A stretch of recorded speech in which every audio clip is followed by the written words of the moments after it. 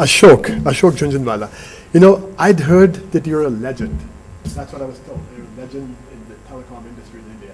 And you demonstrated that. Your speech was just electrifying. So I think you don't need more of an introduction to him. I think he's taught at IIT Madras for a very long time, about 3 decades. And you be on the boards of all kinds of companies. And you have like awards, one major award every year, including the, what is this?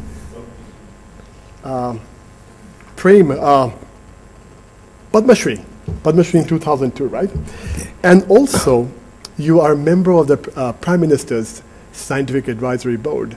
Yep. So I think you help influence national policy, and I hope you really help tilt it this way, funding research in GreenTouch. Ashok, please. Yeah. My area of expertise is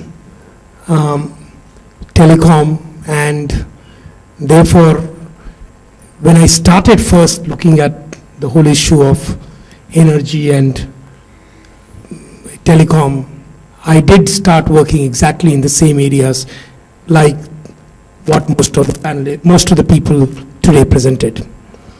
And then when I started looking at that I'm working in India, actually I found that at any time it is the electrical situation plus the cooling load.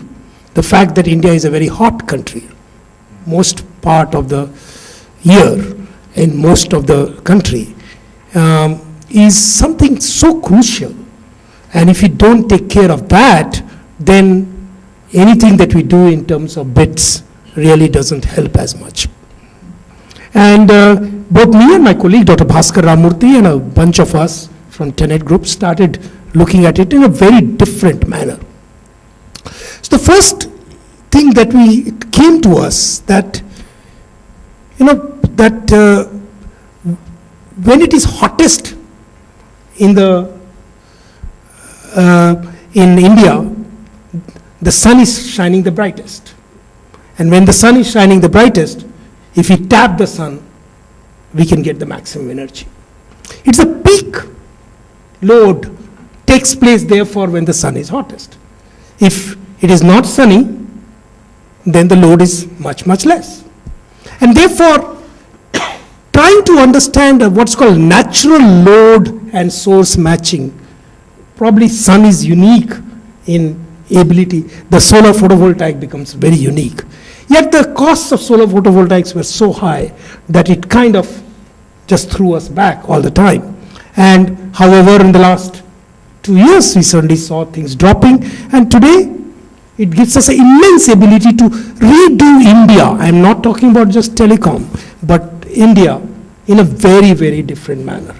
I personally believe that it is possible that if we do it right, and we have to do very different from what has been done in many other parts of the world, because our situation is very different, we could dream of 50% of the total power that India requires coming from solar photovoltaics in over next 15 years.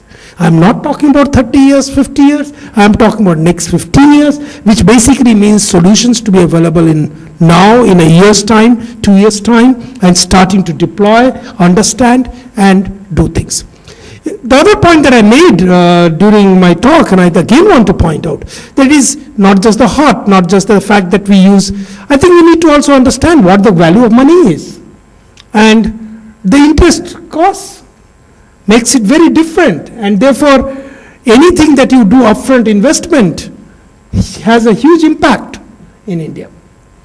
There are lots of gaps, but I think lots of gaps, we have identified about 10 gaps where serious work needs to be done to really make this kind of vision possible.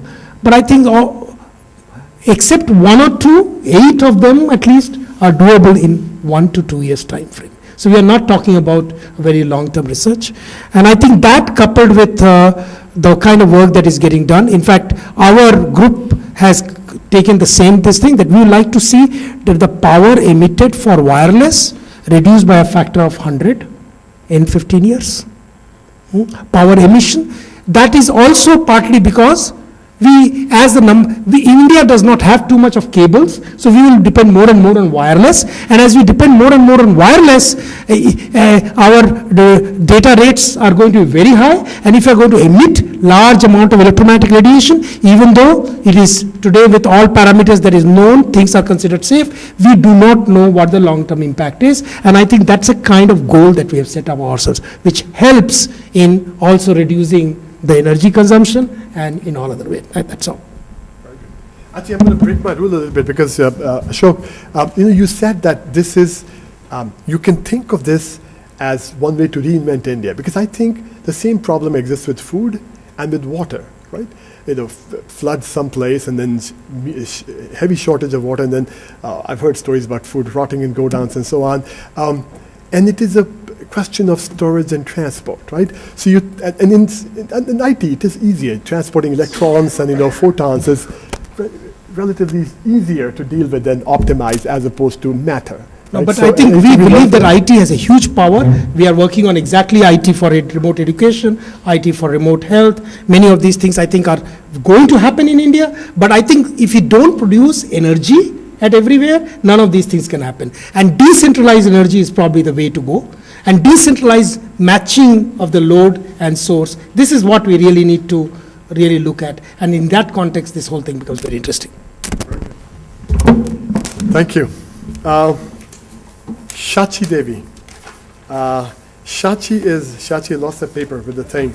Shachi is the CTO for Indus Tower Company, one of the biggest companies that provides passive equipment for towers. I think they have about 1/3 of the cell towers in India, right? 120,000, that's about 1/3, right? So it's enormous, right?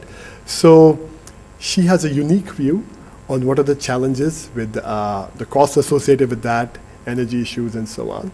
So she's going to tell us a little bit about that. So I think her claim to fame is she's from IIT Kharagpur, which we all know is the place where all the smartest people in India come from.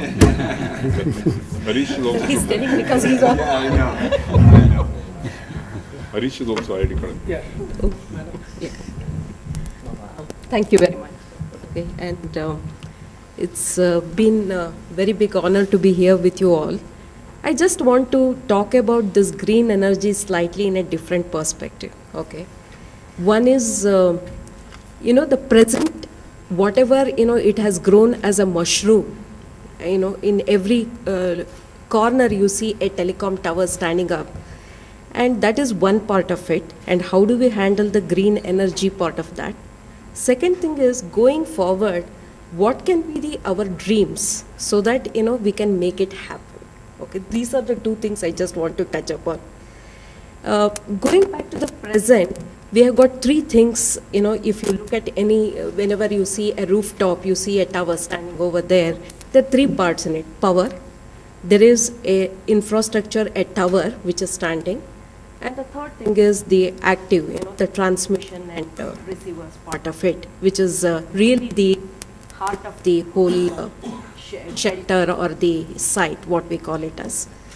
So if we look from that point of view, if we really want to go green, a couple of things I want to share. In Indus, what we did, just like the professor showed the simulator, we came up with an idea, the batteries makes more sense rather than just going in for DJs or any other alternate ways.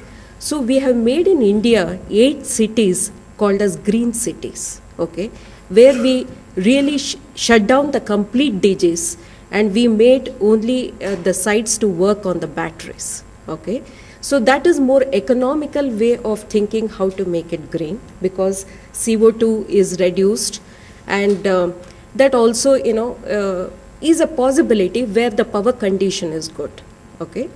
And the second aspect of it now we are going ahead is green sites. When we talk about a green site, green city to green site, when we are talking about it, it's more to do with how do we look at each scenario differently, because the power condition in Andhra is not the same as in Tamil Nadu, it's not the same in northeast of India. So everything changes, and for that reason, what we are looking at it as green sites, okay?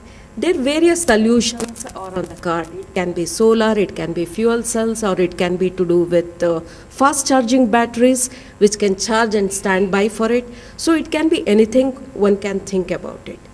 So other part of it is, whenever you put a BTS, in the olden days, the cooling was an issue.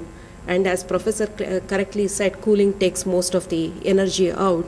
And that's the reason what we thought that everything, the BTS have to move out. Today, almost all the new sites where we are installing, all the sites are out, I mean, it is done outside.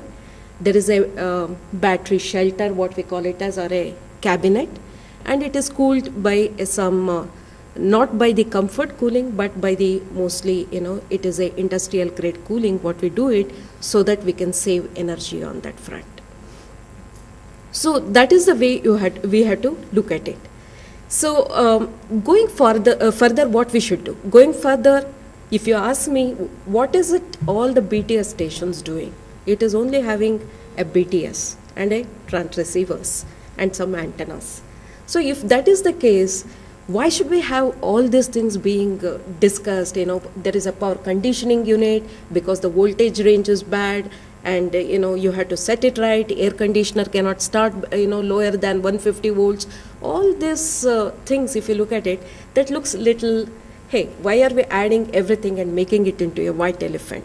Okay, so that is the reason, it's like a research topic. You people have to start thinking in various ways. One is put all the intelligence and smartness in the BTS. It will do the power conditioning, it will do the power maintenance, it will also ensure that it is smart device to communicate back to the, your talk or, the central stations.